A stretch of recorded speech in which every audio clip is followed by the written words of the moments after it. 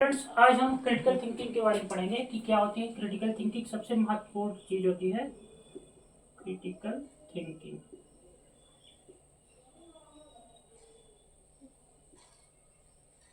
ठीक, सबसे इंपॉर्टेंट चीज है कि इसकी डेफिनेशन क्या होती है। क्रिटिकल थिंकिंग की डेफिनेशन होती है किसी भी जानकारी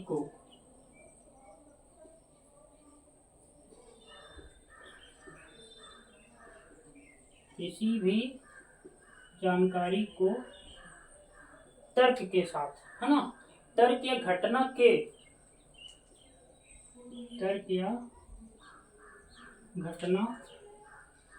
को बिना अंधविश्वास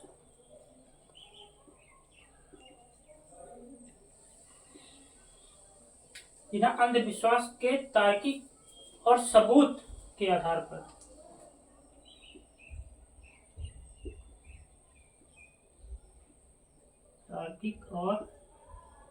एविडेंस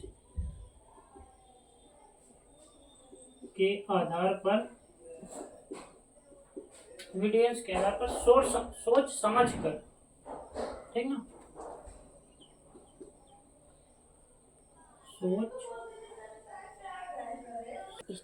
सोच समझ कर, ठीक, किसी भी जानकारी को तर्क या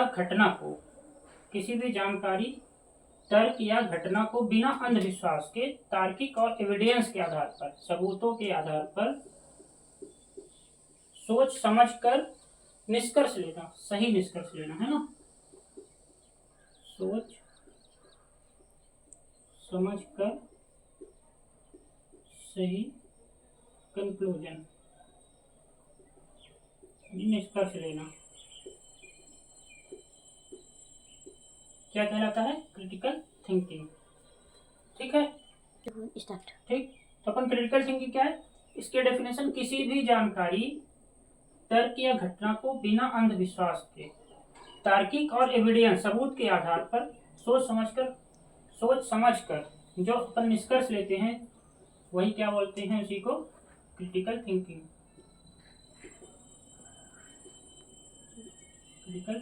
कहा जाता है। अब इसके में 7 स्टेप हैं, हम 7 स्टेप में समझेंगे क्रिटिकल थिंकिंग को, ठीक है ना। स्टार्ट।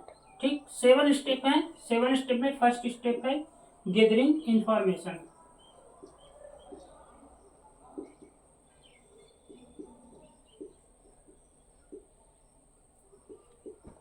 सबसे फर्स्ट स्टेप होता है क्रिटिकल थिंकिंग का गैदरिंग इंफॉर्मेशन। सेकंड होता है एनालिसिस।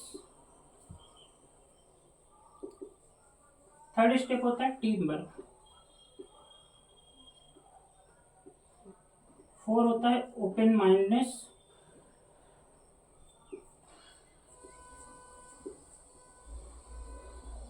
5th होता है इसका आस्किंग क्वेश्चन।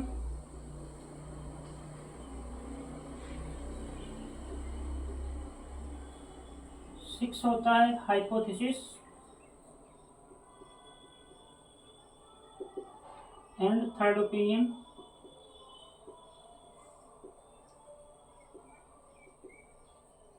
और 7th होता है कंक्लूजन।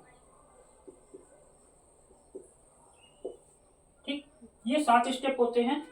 7 स्टेप में सबसे फर्स्ट स्टेप होता है गैदरिंग इंफॉर्मेशन, यानी किसी भी जानकारी को, जिस भी जानकारी के बारे में हमें निर्णय लेना है उसके बारे में पहले सबसे संपूर्ण जानकारी इकट्ठा करना, यानी सभी जानकारी को इकट्ठा करना, एकत्र करना, ये फर्स्ट स्टेप हो गया। ठीक ना, क्रिटिकल थिंकिंग में सबसे फर्स्ट होता है गैदरिंग इंफॉर्मेशन, उसके बाद होता है एनालिसिस। इस स्टेप में क्या होता है कि ये जो हम जानकारी इकट्ठा कर रहे हैं, जिस भी चीज की जानकारी हम इकट्ठा कर रहे हैं उसके फायदे और नुकसान को जानना, है ना, उससे क्या क्या फायदे हैं, क्या क्या नुकसान है, ये सेकंड स्टेप हो गया। यानी फर्स्ट हो गया गैदरिंग इंफॉर्मेशन और सेकंड हो गया उस चीज के बारे में एनालिसिस करना। टीम वर्क भी सबसे महत्वपूर्ण होता है इसमें, क्योंकि जो हम जानकारी इकट्ठा करें वो टीम के माध्यम से हम निर्णय लेंगे। ठीक ना, कोई भी टीम है, टीम के माध्यम से निर्णय लेंगे तो इससे क्या होगा कि उस टीम में जितने भी लोग रहेंगे उन सभी के द्वारा हमें उसका फायदा और नुकसान, ये सारी चीजें पता चल जाएगी। वैसे भी टीम का जो फुल फॉर्म होता है टुगेदर everyone achieves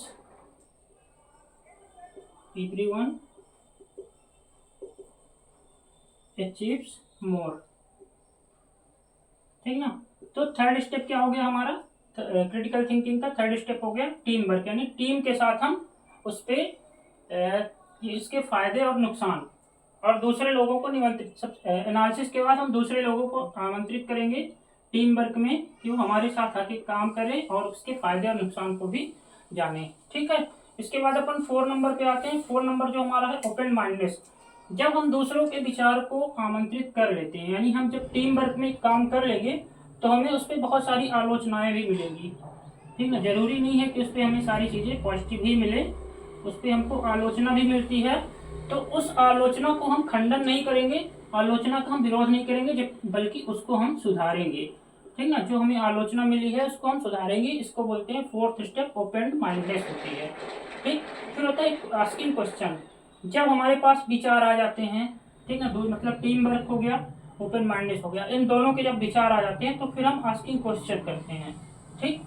थोड़ा और उसको अधिक जानकारी एनालिसिस के लिए हम क्या करेंगे, आस्किंग क्वेश्चन, यानी एक दूसरे से सवाल पूछेंगे और जब तक पूछेंगे जब तक कि वो हमें स्पष्ट नहीं हो जाता। फिर हो गया 6 नंबर हमारा हाइपोथेसिस एंड थर्ड ओपिनियन। ठीक। ये सारी चीजें 5 स्टेप हो जाने के बाद छठवां स्टेप जो होता है, छठवां स्टेप सबसे इंपॉर्टेंट होता है कि हम थर्ड पर्सन जो हमसे अप्रत्यक्ष रूप से जुड़े हैं, प्रत्यक्ष नहीं है अप्रत्यक्ष रूप से जुड़े हैं, उनसे भी हम ओपिनियन लेंगे और उनकी भी राय को हम जानेंगे। ठीक। और उसकी समस्या का भी हल हम निकालेंगे इस 6 नंबर स्टेप पे। और 7वां लास्ट है हमारा कंक्लूजन।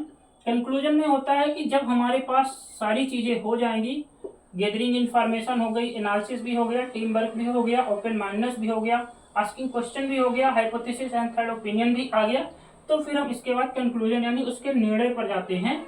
और निर्णय पे हम ये भी अमल करना शुरू कर देते हैं कि हमें इस पे लाभ हानि के बारे में सोचना नहीं पड़ता, लाभ हानि के बारे में हम वहां पे सोचना बंद कर देते हैं। इसे ही हम बोलते हैं क्रिटिकल थिंकिंग। ठीक है, क्रिटिकल थिंकिंग के बारे में समझ में आ गया। क्रिटिकल थिंकिंग क्या होती है, क्रिटिकल थिंकिंग होती है किसी भी जानकारी, तर्क या घटना को बिना अंधविश्वास के, बिना एविडेंस के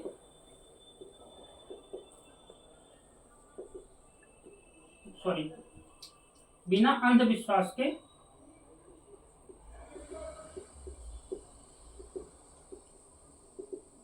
सबूत के साथ सोचकर समझकर सही निर्णय लेना,